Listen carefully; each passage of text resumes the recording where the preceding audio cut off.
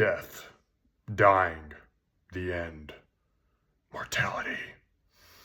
It's coming for you. It's coming for me. It's coming for all of us. And sooner than you might think. Death. I started thinking about death today. I mean, I think about death pretty much every day. But I started thinking about it more, how would I say this? More presciently today. Especially when I just finished watching this movie, The Substance. I recommend it. Very much enjoyed it. It's not a perfect movie. But I thought it was really entertaining and also funny and sad at the same time. It reminded me a lot of like a 80s like body horror movie. It felt very 80s in its style in a lot of ways. But yeah, so I recommend it. The Substance, if you haven't seen it, go check it out. But I was watching The Substance, and for some reason, well, actually, it's not really that surprising. It makes me think about death, since that's kind of like a lot of what the movie's about. I mean, more like literally there's death in the movie. Not that much. Actually, not much really, but it's more just thematically. It's about aging, so which is tied to death, obviously. And so I was kind of thinking about that and just thinking about, in turn, like, did I do a video about this? I don't think I have. Whatever. If I'm going to repeat myself, I'm going to repeat myself. Maybe this is going to add some new points to it. But I've been thinking about, like, what really would be the best case scenario for, like, what happens after you die. And it's pretty fucked up because I feel like almost every possible scenario sucks in a very big way. Which is pretty distressing to think about. Like just, off the bat, if you just die and that's it, there's just nothing, you're just dead. I guess, you could argue that's the most peaceful scenario because, you're just in eternal nothingness, which it is peaceful technically. So, I guess there's no pain or horror in that situation. But I think it kind of just sucks with regards to the fact that it's like, yeah, sure, you're taken away from all the pain of existence for eternity. But like to never experience anything ever again, ever. And literally have your entire existence just be not only just pointless, but like eternally pointless. There's something very distressing about that in my view. I know I'm not the only person who thinks that. There's other people out there that just don't give a shit about that. I don't like it. I don't like the notion of just not existing for eternity as much as life can be a fucking pain in the ass. I'd rather have a satisfying and interesting existence than no existence. That's my preference. I suppose I'd take nothingness over being in hell.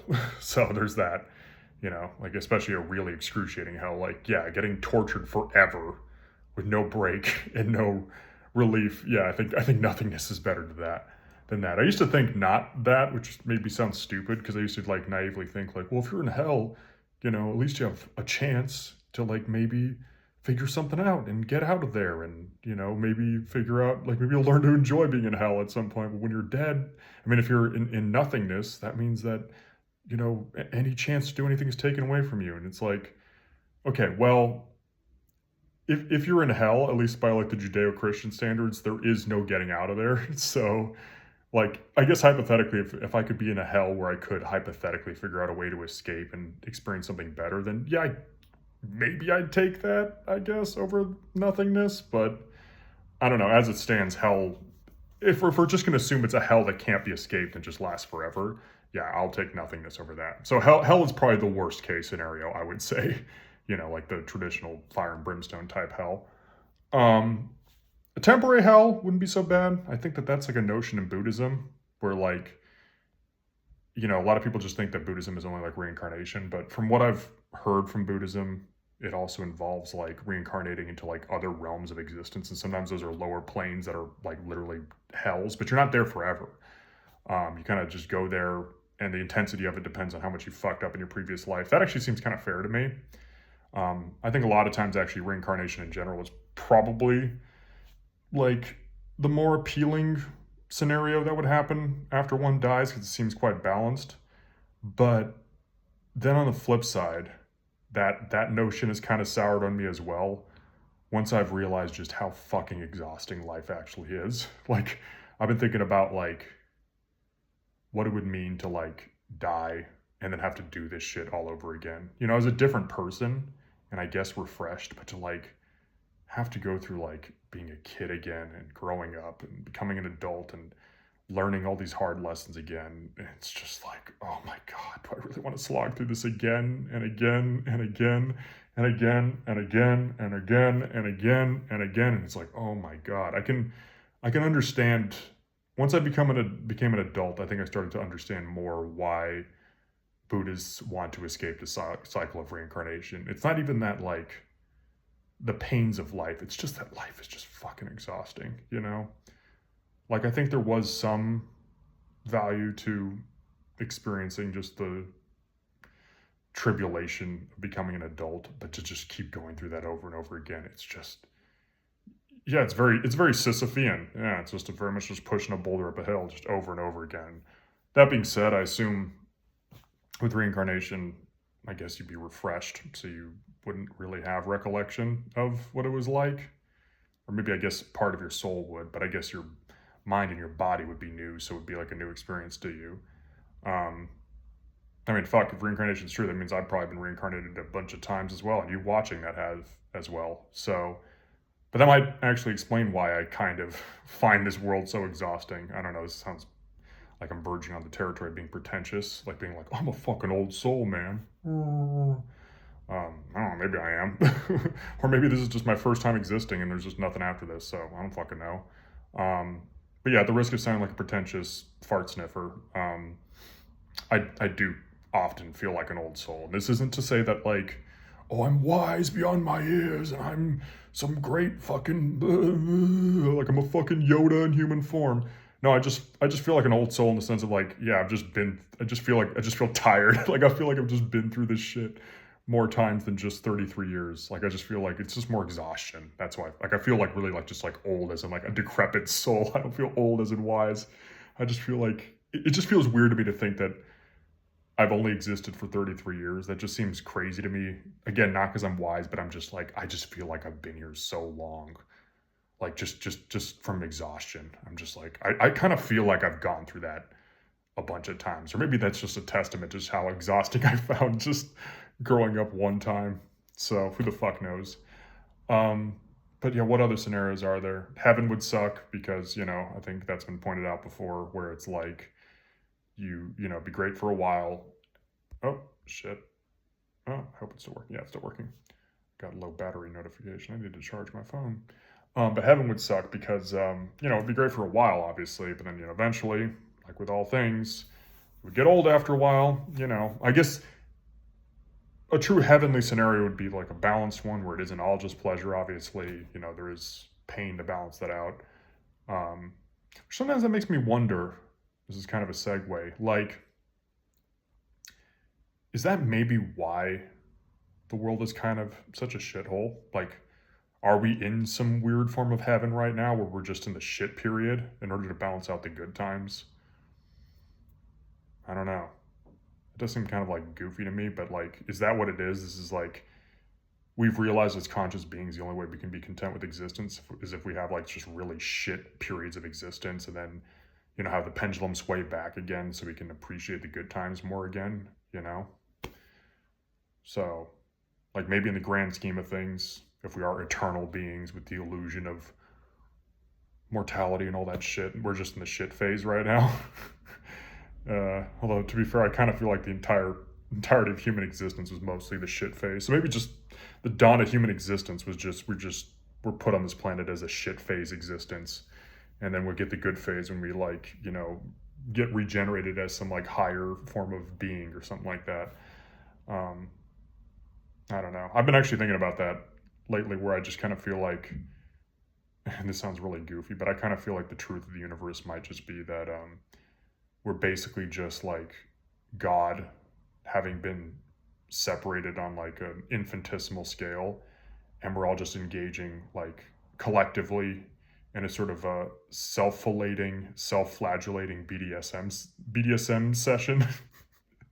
that basically the universe is just God simultaneously pleasuring themselves while also harming themselves in order to have cosmic balance, just as a form of like entertainment from just the void.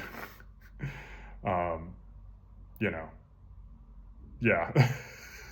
That might just be fundamentally what existence is, and that we are like, that's like what the whole illusion of separateness is, how we're all just kind of a little fragment of this insane cosmic entity that's just trying to experience a balanced existence and figure itself out. Um, but yeah, it has to do both in order to have meaning. It can't just be filleting itself, which for any of you who don't know, that means, giving yourself head.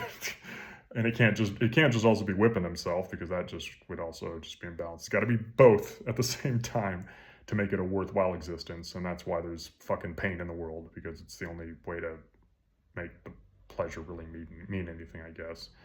Although again, the problem is I always come back to is I just feel like, at least for now, the pain is just, it's just unbalanced. I've said that before, where I just think that the pain of the universe is unbalanced, is what's the problem. Like, I don't have a problem with life having ills and pain to it. I think I can see the worth in that, but it's just too fucking much. Like, that's my complaint. It's just too much. The scales are tipped too far in the favor of pain and destruction and shit like that. If it was more even, I would have much less of a problem with existence, but it's not. Anyways, I digress. So what other death scenarios are there? So like I said, the reincarnation. Well, another creepy one would be, like, speaking of the whole God thing, what if you like woke up and you just get reassimilated back into like the God consciousness? Some people might think that that's like something that's kind of euphoric. It's like, you're getting reunited with your true godly entity, but it's like, this is under the assumption that God is like some super like wise and peaceful loving entity, and that rejoining them would be like a good thing. It's like, you don't fucking know that. I actually have started to think that like maybe that's something to be horrified by, because like, let me put it this way, the higher one goes up in intelligence, the more prone they are to being like fucking bonkers. It's why humans have unique mental problems that like other animals on this planet don't have. So can you imagine how fucking insane God would be to have like the intelligence of like, on a cosmological scale of all eternity and all infinitesimalness and all that shit, like just a deity so much vastly more knowledgeable than any of us. They must be absolutely fucking insane if it goes by the scale. Like, they must be like in the most insane sea of just complete delusional fucking madness. Like, I don't know. I feel like heightened awareness and intelligence is like such a two-edged sword. But maybe God's meditated like fucking crazy and has come to total peace with itself and is actually like, it is in that state of true zenness. I don't fucking know. I guess that's like kind of like the way it could go. It's like you either have to go one extreme or the other if you're like at a higher consciousness like that. You either can attain new levels of incredible, like, for insight and peace and stability, or you can just become substantially more fucked up and insane if you don't keep your shit in check, I guess it's just, because you just have more power, but power is a volatile thing, having more intelligence is a form of power, or awareness, or whatever, it's a form of power. So it's like, I guess, if like, again, this is again supposing there even is a God. I don't fucking know that there is. I'm not saying that's for sure by any means, but let's say that there is one. Hypothetically, they would have, the most power in the universe, in every regard, both intelligence and in creativity. They could do anything. So, that could, again, it just means the valley and the mountain are just that much bigger in both regards. So I don't know. It does kind of feel like this universe is more the creation of an insane God than a benevolent one. So I don't know. It's a bit of a wild assumption to think that God is benevolent and stable and smart, and something that, well, they would be smart, but something that should be looked up to, because you don't know that at all. So yeah, I don't know. Assimilating into the God consciousness sounds like it could be a pretty fucking terrifying prospect if God is absolutely fucking bonkers. Like, I don't want to be part of that. But then what else would be like another death scenario? Oh, this is the one that actually in some ways might creep me out the most. It was this scenario that was posited called like the egg, where it's like, You essentially, whenever you die, you go and experience another person's life until you eventually experience every life form's life in the universe, and then you kind of, that's when you ascend to godhood or something. So like, you are just me experiencing your life in another life, and then one day you'll experience my life, or like not one day, one life you'll experience my life, and then I'll experience yours, but we're all kind of the same person, literally, but not really. And at first it seemed kind of like, ooh, that's kind of kumbaya. That means we're going to like attain total understanding by experiencing everybody's lives. But the creepy part is, first of all, that means you're basically alone in the universe. You're just one entity, sort of in some weird cosmological fuckery, experiencing the illusion of other people when you're really just by yourself. So that's just kind of depressing to think that you're just basically alone and there is nobody else. And you just are experiencing the illusion of other people. I don't know, that's kind of sad to me. But what's even more disturbing, I'd say, is you have to experience everybody's life. And I feel like when people posit that out, they don't really think about how fucking creepy that actually could be. That means you have to experience everybody's life. Like, everybody's life. And this kind of goes back to what I was saying about how, it's already exhausting just living a normal life and having to go through the rigmarole of growing up and going to school and all that shit. But like, think about, those are like normal lives. And think of all the fucking horrible lives you have to experience. That means you would have to experience the life of all 6 million Jews in the Holocaust, plus Hitler himself and all of Hitler's cabinet. You'd have to live their entire lifespans. You'd have to be like living a horribly tragic life of all those Jews who were killed, and you'd have to live like the lives of all those perpetrators who did it. That sounds fucking horrible. Like, you'd have to like, and be every piece of shit besides that too. You'd have to like be every murderer that's ever lived. You'd have to like both be like a murder victim and a murderer. Like I said, you'd have to be like, you'd have to be like fucking like a kid who's been molested. You'd have to be a child molester for like everyone that's existed. Like, ugh. Like, that sounds fucking horrible. I don't want to do that. Like, I don't want to fucking do this. Like, imagine that. Imagine you have to be every fucking chomo who's ever lived. Like, I don't want that. Like, oh, just like all these other horribly tragic lives. You have to live every fucking one of them.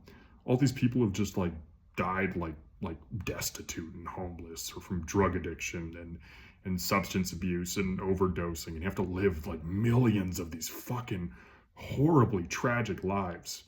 Like, no. Like, maybe I could see the value in living like one of them, so you can just get an understanding, but like that actually seems like the worst thing to me, to have to live all of these fucking lives and retain them. Like, that is hell. That is hell right there. That actually really sounds like hell to me. If you have to like, if your soul has to retain all these lives of immense suffering, you'd have to also live, every animal life on the planet as well. Every single one of them. You have to live everything from like a cockroach to a cow to a dog. All these lives, all the billions of animals that are slaughtered every year in a slaughterhouse. You have to live all of their fucking tragic, fucked up lives. All of them. Every mosquito. I don't know if it would go down to like even bacterial level. Like, you have to live as every bacteria. I don't know. This sounds like fucking shit to me, dude. I would hate that. I think that might be the worst one. I don't know. I don't think people really think that one too deeply through. They just think it's like, oh, that's so nice. You get to live everybody's life for ultimate empathy. No, man, that is a fucking horror show. That is the worst. I think that the egg is the most horrifying post-death, post-life scenario, whatever. That one really creeps me the fuck out. I so hope that one's not true, because like, fuck that shit. I'll take Oblivion over that shit. Don't want to do that shit. That sounds fucking horrendous. But then there's also, and this one might actually be maybe the most comforting one to me, but I think it would be like some variation of like, everything is kind of a dream or a simulation, but not that like when you wake up from it there's nothingness, because that's creepy, but like there is some kind of, I don't know, like if almost like this experience is like kind of like playing some kind of weird cosmological VR game, just with a bit more higher stakes and substance to it maybe. And then when you kind of wake up from it, you're just sort of like, in a state of just sort of peaceful calm, kind of like in a similar, like in a more weird cosmological, strange version of like kind of when you beat a video game on Steam and you're just kind of like, well, that was an interesting experience, and you're just kind of chilled out and you're like, all right, I'm gonna relax a bit. Maybe I'll find something else to do after that. Find some other scenario to play. Like, or maybe you're gonna be like, oh, well, that wasn't so great of an experience, but maybe the next game I'll play is gonna be interesting. Like that actually might be the most comforting one to me, to just be like, this really is just sort of like a dream like we're just living in a simulation machine, but like that reality is actually just truly just kind of a chill thing. Like reality is just kind of like a sort of a hangout room for like consciousness, and and into that measure you're not like really alone. You're not just like a unitary god entity experiencing itself or something, but that there's like an infinite number of other consciousnesses out there that are truly separate but understand each other, and they're all just like maybe playing other roles in this game. Like life is like a communal simulation, basically. Like you're all just playing like World of Warcraft together, except it's just in this world. And then when you wake up, like all the people in your life were just like playing a role. They were just all role playing. Like it's just a big stage play. Okay, there you go. Like either a simulation or a stage play.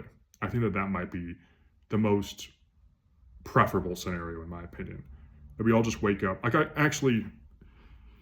I kind of had a similar vibe to this, and I feel like this kind of made me think it was true. But again, take this with a massive grain of salt, because this was literally drug-induced delusion. But when I took ketamine a few years back, I had that kind of epiphany one time, and it like chilled me out the most, where I just was kind of like, I had this weird feeling that everything was just a stage production, and I was just an actor doing a role. And instead of like it freaking me out to be like, oh, everything's a lie, it actually made me like so fucking relaxed. I was just like, oh, this is just like a play. And I was like, it's just a play. We're just having fun. It literally felt the same way as I felt if I was kind of standing backstage waiting for my part to come out while doing a play production, where I'm just like, oh, look at these actors. They're doing pretty interesting performances, and I'm about to step out and do my performance. I hope I go well. Like, it was like fun. It wasn't like, it was very low stakes. It was like, yeah, sure, they might be like acting like fucking lunatics, but I'm like, yeah, they're just being actors. It's not like a big deal. They're just having fun. And like that's how I felt when I did that, about just reality as a whole. And it was like the most calming thing ever, because it just lowered the stakes out of everything. It made everything so much less of a big deal and serious. So I was just like, it's just a stage play. I'm kind of ashamed to say that I did that now, not because I'm ashamed of having used mind-altering substances, but because it's now heavily associated with one of my least favorite people in the world, Mr. Elon Musk. But hey, I don't do it anymore, at least. But I don't know. I think that might be the only reason I was embarrassed of doing that, is because it became the substance of preference to one of my least favorite people. But if I am going to go with that analogy, that scenario, that life is just some stage play, I can just apply that to Elon and be like, oh, Elon's just being some guy playing a stage role as well, and he's doing a good job of it. He does a very convincing fucking buffoon jackass. So props to that actor, if that is the truth of reality, that we're all just playing a cosmological stage play. He's doing a really good performance. He's nailing the role of being a jackass. So I'll give him that. Trump too.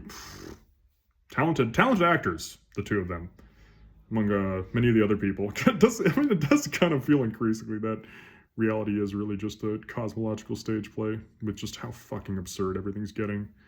I feel like the writers might be getting a little bit lacking in subtlety lately, but as I was actually going back to the substance, that movie definitely lacks in subtlety, and some people criticize it for that, and other movies that do, but I've realized I think subtlety is overrated. I don't know why people praise subtlety so much in like narratives and stuff. Like, I can appreciate it sometimes, but I don't think it's inherently a bad thing to lack subtlety. I think it's just a choice. It's kind of like I honestly equivalent it to the choice of like whether you want to make a movie really gory or not. It's just a style choice. Some people want to make movies that are violent but like not gruesome. Some people want to make movies that are violent and gory.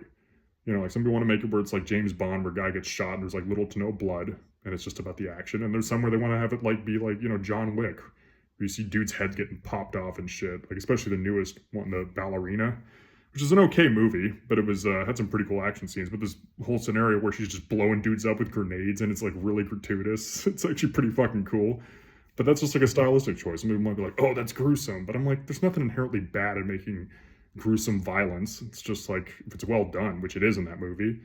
I think it's just a preference, kind of like with subtlety. It's like, oh, just because a movie's subtle doesn't mean it's inherently better. It's just a preference. It's like unsubtlety can be really fun too. Like when you have an on the nose analogy and it's just kind of beaten over your head. I'm like, I don't know, I don't mind that. I kind of like it when they're not trying to like make it too like mysterious and like subjective and metaphorical. And it's like, I just put it in my face. I don't care. I'll be honest. I think I actually prefer less subtlety most times in movies. But like I said, I can prefer a subtle movie. Why am I going on about this? So yeah, I think the writers of reality are getting less subtle. And I'll be honest, it does make things more entertaining. Because, as much as I dislike a lot of the current villains in this world, I don't know, the fact that they're less subtle now, it does make things a bit more interesting, even if they're really fucked up.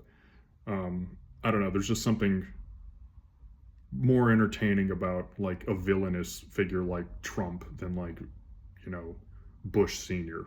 Bush Jr. was already starting to get kind of goofy, but the fact that like Trump is the president is just so like, if I just totally detach myself from reality, is pretty fucking goofy and funny when you really think about it. That like a guy like that, like if this was like a stage play, people would be very much like, really? Like, that's not subtle at all. Who the fuck would vote for a guy that unsubtly much of a con man and a goofball? But they still did. So I don't know, I just think it's funny. It's funny and terrifying because, we don't know that we're in a cosmological stage play by any means. This could very well just be grim real life as we know, and people might just really be that fucking stupid. But I don't know. Maybe that's just cope. Because I don't know. Speaking of terrifying shit, it is terrifying to think that like reality really is just reality, and there is nothing else going on. That we are just kind of this, and there isn't any greater thing out of this. Not even with regards to the whole like what happens after you die scenario, but just even while you're still alive, it is kind of, I don't know. If society, if reality is just as real as it really is, there's,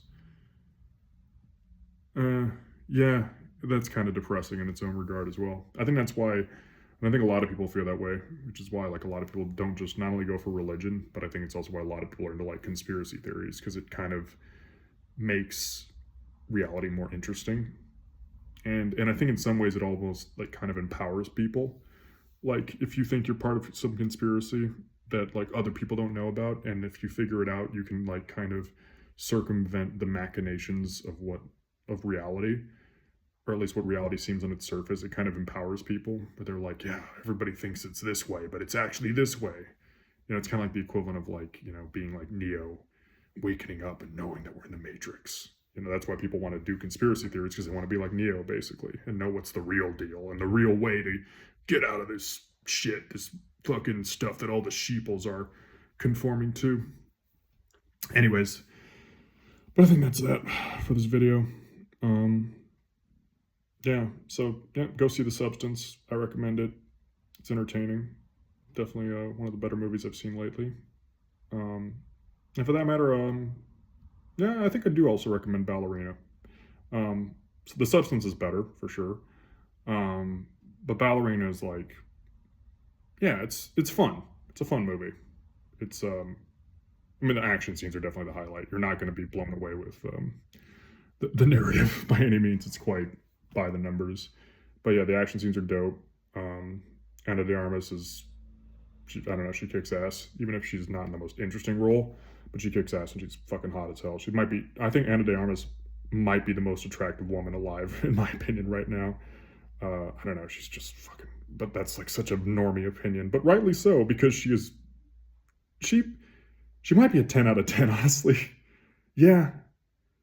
I know that's like I hate saying that shit because it's superficial, the whole like rating people's appearance on 10 out of 10 scales, especially when, like, and I've said this before in other videos, how I say that so much. I need to stop saying that. I need to stop there. And I've said this before in other videos. I've said this before in other videos. Yeah, okay, shut up, Luca. We know you've said a lot of things in your other videos, but I'm just saying, like, it is, especially after watching The Substance, it does kind of annoy me, this whole proclivity I have and so many other people have to go to, like, rating people like 10 out of 10, 8 out of 10 scaling shit, or obsession with physical beauty. But you know, it is what it is.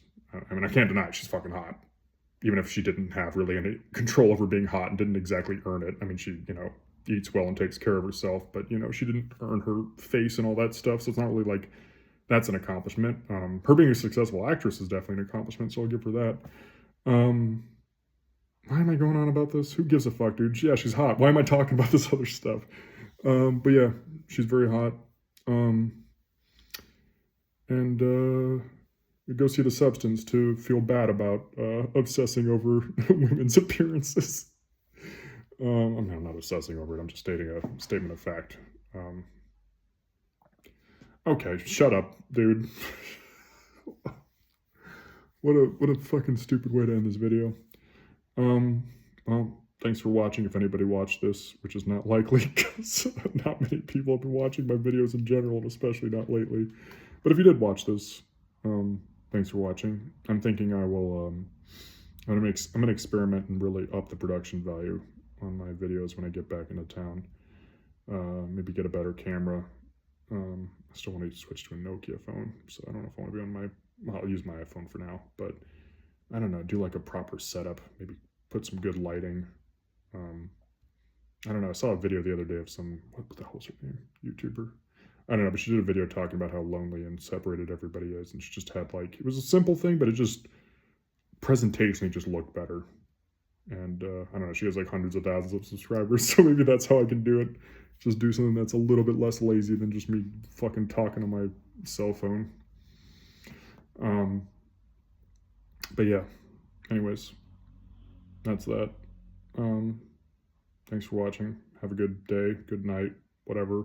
And don't fear the Reaper, because the Reaper's coming for you anyways. You shouldn't fear what you can't control. That doesn't make sense. You should totally fear stuff that you can't control. Maybe you shouldn't try to fight it, because if you can't control it, you can't fight it, but doesn't mean you can't fear it, because that's completely rational. I guess don't obsess over what you can't control. There you go. All right, I'm done. So long. Bye-bye.